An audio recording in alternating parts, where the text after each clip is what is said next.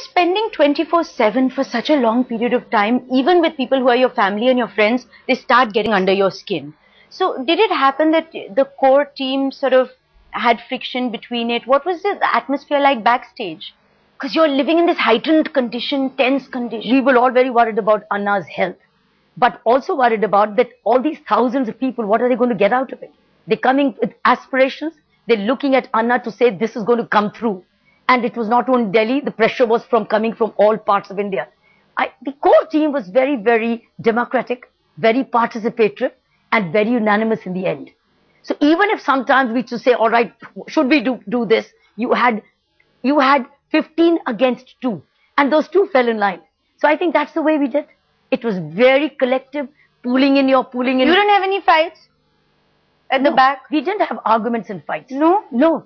In fact, we didn't. But because I don't know, when there is no personal agenda, there's nothing in it for me, it's for a higher purpose, I think people, that's where the magic is. And did it ever come up that, because there were tweets about this, I'm sure, because you're so much on cyberspace, maybe you and Mr. Kejriwal and maybe the others should fast and Annaji should talk. So did it ever come up that you needed to fast? Or that you maybe should fast? Did you ever think? This thought never came in. And number 2, this was not an issue ever. Because it was Anna's movement. It was Anna's fast. It's not Kejriwal's movement or Kiran Bedi's movement or Bhushan's movement. Sorry. It's a people's movement. It was Anna's movement. Anna was a symbol and Anna's fast was a concern. And Anna's had raised this flag of anti-corruption. We were all his soldiers.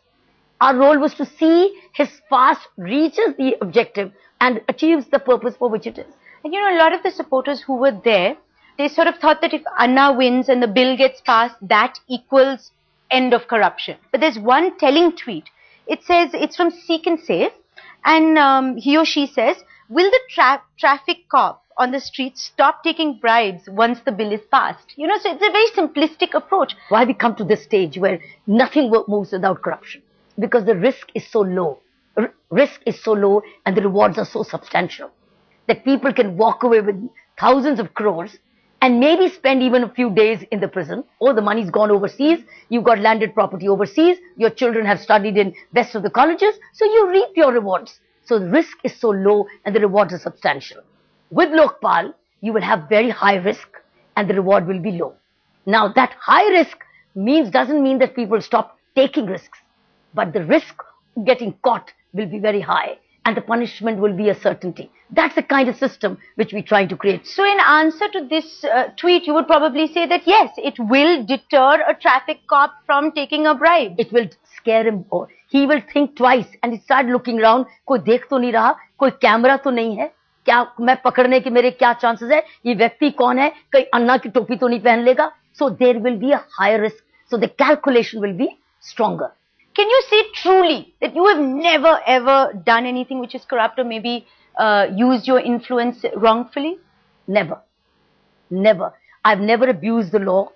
I never accepted a wrong illegal direction. I've never got anybody wrongly arrested. I've never accepted a bribe.